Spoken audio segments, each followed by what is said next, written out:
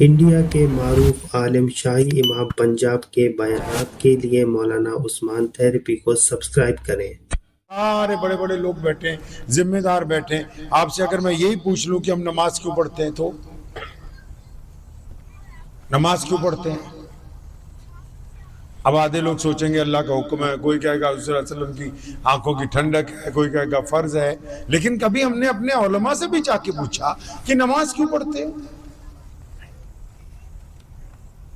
نہیں، ہم دین کو آج کل اس انداز سے نہیں سمجھ رہے۔ ہم تو ایک دوسرے کے اوپر فتویٰ دیتے ہیں کہ فلاں بندہ اسلام سے باہر، فلاں اسلام سے اندر۔ اگر کسی کے جنازے میں بھی جاتے ہیں تو آدھے جو جنازے میں شامل ہیں وہی جاتے جاتے بتا دیتے ہیں بھی یہ جہنم میں جا رہا ہے کہ جنت میں جا رہا ہے۔ ہم دین سے دور ہو گئے ہیں بہت زیادہ۔ اب میں آپ کو اس مقصد کی طرف لانا چاہتا ہوں جس پہ میری گفتگو ہے۔ ہمارے ہاں پنجابی میں اسی انہوں کہنے ہیں پھپھڑ، سمجھتے ہو؟ پھپھو کے آدمی کو، ارے ابا کی بہن نہیں ہوتی جو پھپھو جی، کیا کہتے اس کے میاں کو آپ؟ پھوپھا جی۔ آپ بھی کسی کے پھوپھا ہو کہ نہیں ہو؟ اچھا، آپ نے اکثر سنا ہوگا کہ پھوپھا جو ہے کئی بار منہ بنا کے بھاگ جاتا ہے شادی والے دن۔ ہاں جی حضرت، جب کبھی شادی ہوتی ہے گھر میں، مطلب اس کی سالے کی یا سالی کی، تو سب سے پہلے پھوپھا ہی بھاگتا ہے گھر سے۔ اب چاہے وہ مسلمان ہے غیر سب کی بات بتا رہا ہوں۔ اب پھوپھا جی بھاگ جاتے ہیں گھر سے۔ اب پوچھتے ہیں، جب پھوپھا اپنے گھر پہنچ جاتا ہے تو اس کی ماں پوچھتی ہے کہ بیٹا آپ بھاگ کے کیوں آ گئے؟ آپ کے تو وہاں آپ کی بیوی کے بھائی کی شادی تھی، اس کی بہن کی شادی تھی۔ تو پھوپھا کیا کہتا ہے؟ پھوپھا یہ نہیں کہتا کہ کپڑے اچھے نہیں، روٹی اچھی نہیں، سامان اچھا نہیں۔ پھوپھا کہتا ہے ماں میرے سسر نے اور میرے جو وہاں سسرال والے ہیں انہوں نے میری عزت نہیں کی۔ یہی مسئلہ ہے نا جی۔ پیارے محمد صلی اللہ علیہ وسلم جب دنیا میں آئے، ان سے پہلے جتنے لوگ آئے اور اب بھی جو بڑے لوگ ہیں انہوں نے ایک ہی بات دنیا کو کہی، روٹی کپڑا اور مکان۔ میرے نبی علیہ السلام جب دنیا میں تشریف لائے، نہ انہوں نے پہلے روٹی کی بات کی، نہ کپڑے کی بات کی، نہ مکان کی بات کی۔ ابو بکر صدیق کو بلایا اور کالے حبشی بلال کو بلایا۔ ابو بکر شہزادے، بلال غریب ہے، ابو بکر امیر ہے، بلال بہت زیادہ محتاج ہے۔ ابو بکر کا رنگ گورا چٹھے، وہ بلال بالکل کالے۔ ابو بکر حویلی میں رہتے ہیں، بلال جھونپڑی میں رہتا ہے۔ ابو بکر ایک اعلیٰ نسل کے فرد ہیں، بلال کا باپ بھی غلام ہے، ان کی ماں بھی غلام ہے۔ ابو بکر مکے کے رئیسوں میں سے ہیں، بلال مکے کے اندر بک کر پہنچے۔ بلال رضی اللہ تعالیٰ عنہ کو بلایا، ابو بکر کو بلایا، دونوں کے ہاتھ میں ہاتھ دے کے گلے لگا دیا۔ فرمایا ابو بکر سن لے، اب میں آ گیا ہوں نا، آج کے بعد یہ کالا بلال تیرا بھائی بن گیا، کیونکہ اب محمد آ گئے ہیں صلی اللہ علیہ وسلم۔ اب کسی کو کسی کے اوپر عزاداری کرنے کا حکم نہیں رہا ہے۔ نہیں سمجھے بات؟ صحابہ نے پوچھا یا رسول اللہ آپ کے دین کا مقصد کیا ہے؟ فرمایا جو ایک رب اور رسول کو مانے گا وہ انسانوں سے نفرت نہیں کرے گا، جو ایک رب اور رسول کو مانے گا وہ امیر غریب میں فرق محسوس نہیں کرے گا، جو ایک رب رسول کو مانے گا وہ گورے اور کالے میں فرق محسوس نہیں کرے گا۔ اور یہاں بڑی بات یہ ہے کہ محمد رسول اللہ صلی اللہ علیہ وسلم نے جب یہ حکم جاری فرمایا تو اس میں یہ نہیں کہا کہ وہ مسلمان ہوگا تو تب تم یہ کرو گے، نہیں۔ فرمایا دنیا کے تمام لوگوں کو ہم عزت بانٹنے کے لیے آئے ہیں، کیونکہ روٹی کم ہو تب بھی پیٹ بھر جاتا ہے، دوسرے دن کھائی جا سکتی ہے، کپڑے پھٹے ہوئے ہوں تو پیبند لگایا جا سکتا ہے، مکان نہیں ہو تو پل کے نیچے سویا جا سکتا ہے۔ لیکن دنیا کا ہر غریب آدمی، ہر امیر آدمی یہ چاہتا ہے کہ سرے بازار میری کوئی بے عزتی نہ کرے۔ تو نبی علیہ السلام نے فرمایا میں عزت بانٹنے آیا ہوں، میری امت کا کام ہے کہ لوگوں کے درمیان عزت ہی بانٹا کرے۔ آ رہی سمجھ تھوڑی بہت نہیں؟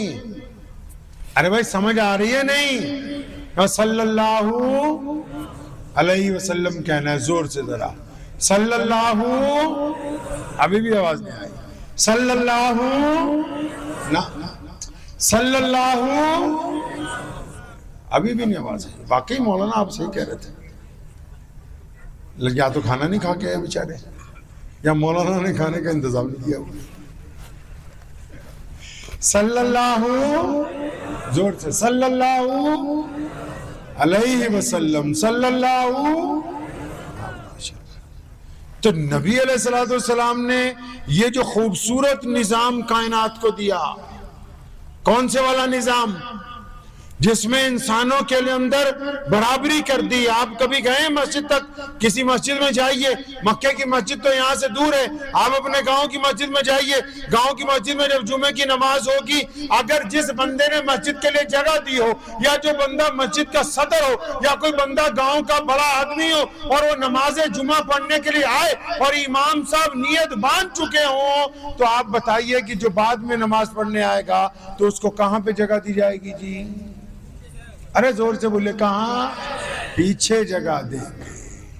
اور اگر وہ زیادہ دیر سے آیا، گرچہ کوئی آپ کا خاص مہمان بھی ساتھ میں ہو، اور جمعے کی نماز کی 2 رکعتیں ہو گئی ہوں، اور اس کو جماعت میں شامل ہونا ہے، اور مسجد میں جگہ نہیں ہے، تو اس کا کام ہے کہ جہاں مسلمانوں نے اپنی جوتیاں اتاری ہیں ان کو ایک طرف کر کے وہاں کپڑا بچھا کے نیت باندھے. کیونکہ یہ محمد رسول اللہ کی مسجد صرف نماز پڑھنا نہیں سکھاتی، وہ کہتی ہے کہ اگر کوئی غریب پہلے آ گیا تو وہ آگے بیٹھے گا، کوئی پلے دار پہلے آ گیا تو وہ آگے بیٹھے گا، کوئی کھیت کا مزدور پہلے آ گیا تو آگے بیٹھے گا. اگر کوئی ریشمی کپڑے والا، کوئی چودھری آیا دیر میں، تو اس کو یہ حق حاصل نہیں کہ وہ کسی آگے بیٹھنے والے کو پکڑ کے پیچھے کر دے، کیونکہ محمد رسول اللہ صلی اللہ علیہ وسلم کے دین کا نظام ہے. اور مسجد کیوں بنا رہے ہیں؟ مسجد کیوں بنا رہے ہیں جی؟ مسجد کو قائم کیوں کر رکھا ہے؟ مسجد کے اندر عبادت کیوں کر رہے ہیں ہم لوگ؟ مسجد کے اندر کیا کرتے ہیں جا کے؟ پتہ ہے آپ کو یہ بات پتہ ہے آپ کو؟ پچھلی مرتبہ میں نے بھوپال میں بھی مسلمانوں سے پوچھا تھا، آپ سے بھی پوچھتا ہوں، آپ سے یہاں سے تو بھوپال تھوڑا قریب ہی ہے. میں نے ان سے گزارش کی تھی، یہ معلوم کیا تھا کہ آپ اپنی مسجد کے امام کو مہینے میں کتنی تنخواہ دیتے ہیں؟ آپ لوگ بھی الگ الگ گاؤں سے آئے ہو، کچھ لوگ مسجدوں کے 5 وقت کے نمازی ہوں گے، تو اندازہ تو آپ اسلام کے مجرم ہیں. اس فوٹو میں اگر کوئی غیروں کی بہن بیٹیوں پر گندی نگاہ ڈالنے والا ہے تو آپ اسلام کے مجرم ہیں. کیونکہ اسلام صرف مولوی پروجیکٹ نہیں کرتے، ہر ایک بندہ اپنی جگہ محمد رسول اللہ صلی اللہ علیہ وسلم کے دین کا امین ہے. دین کو اس کی روایات کے مطابق سمجھنا ہوگا. روایات کے مطابق نبی علیہ السلام نے کیا فرما دیا؟ فرمایا میں آ گیا ہوں، میں برابری کے لیے آیا ہوں. ایک دن سیدنا سلمان فارسی رضی اللہ تعالیٰ نے، مفسرین نے لکھا ہے 100% مذاق میں انہوں نے سیدنا بلال رضی اللہ عنہ کہا، وہ کالی ماں کے بیٹے کیسے ہے تو؟ اب بلال کے دل کو لگ گئی، وہ دوڑے دوڑے گئے نبی علیہ السلام کے پاس، یا رسول اللہ سلمان نے مجھ کو کالی ماں کا بیٹا کہا ہے. نبی علیہ السلام نے سیدنا سلمان فارسی کو بلایا، چہیتے صحابی ہیں، بڑے پیارے صحابی ہیں. فرمایا سلمان بڑی زور سے ڈانٹا، فرمایا میرے آنے کے بعد بھی تو ایسی باتیں کرتا ہے؟ یعنی محمد صلی اللہ علیہ وسلم کے دنیا میں آنے کے بعد بھی تم ایسی باتیں کرتے ہو؟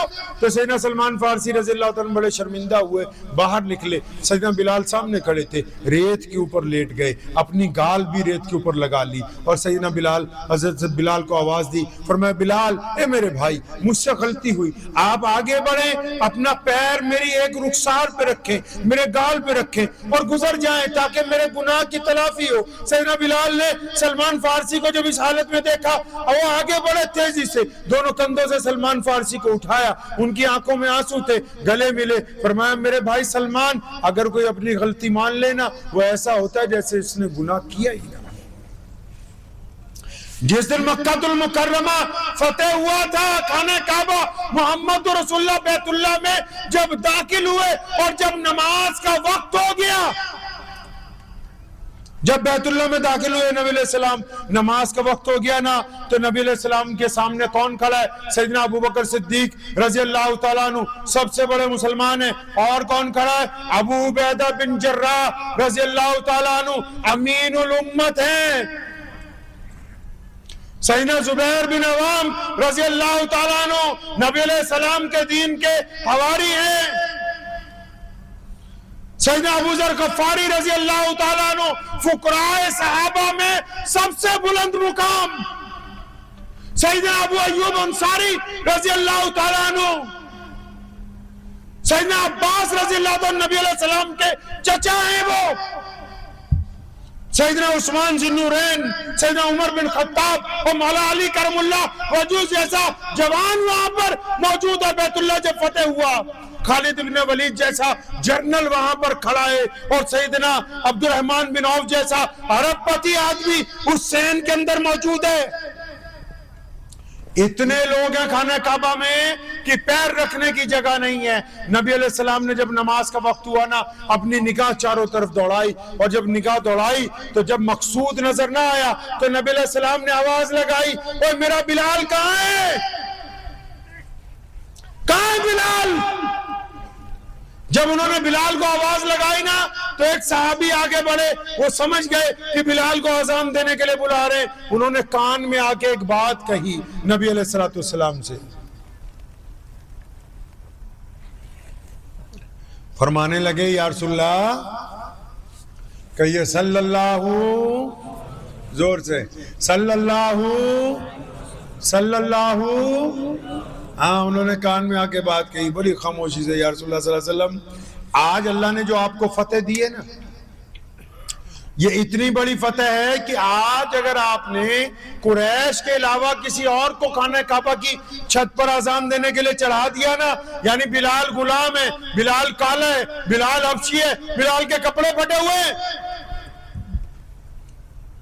اور ہمارے نبی علیہ السلام کے آنے سے پہلے تو دنیا میں رواج عام تھا کہ صرف گوری چمڑی والے ہی، امیر لوگ ہی خانہ کعبہ میں جا سکتے ہیں، کوئی غریب نہیں جا سکتا، کوئی کالا نہیں جا سکتا، کوئی محتاج نہیں جا سکتا، کوئی مسکین نہیں جا سکتا۔ اس نے کان میں کہا یا رسول اللہ، آج اگر آپ نے بلال کو اذان دینے کے لیے چڑھا دیا نا تو اہل قریش کی جو آج فتح آپ کو اللہ نے دی ہے، ان کی جو تھوڑی بہت عزت بچی ہے نا وہ بھی ختم ہو جائے گی۔ نبی علیہ السلام نے جب یہ بات سنی شدت سے غصے ہو گئے، فرمایا سن لے کان کھول کے، آج تو یہ بات کہہ دیے، آئندہ مت کہنا مکے میں جب میرے نام پہ مار کھانی ہو تو کالا بلال کھائے، آج مکہ فتح ہو گیا تو اذان بلال کے علاوہ کوئی اور دے، یہ ہو نہیں سکتا۔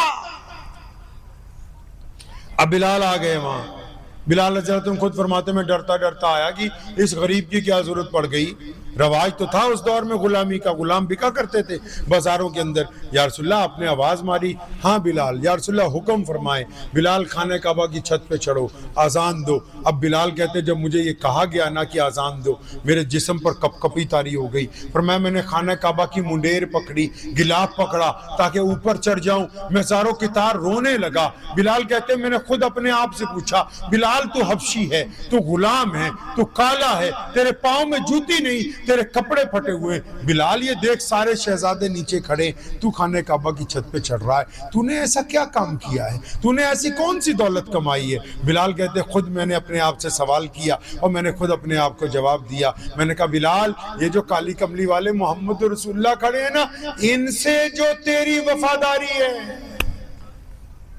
کن سے؟ یہ رسول اللہ سے جو تیری وفاداری ہے، یہ اس وفاداری کا نتیجہ ہے کہ تو آج خانہ کعبہ کی چھت کے اوپر کھڑا ہو رہا ہے۔ اور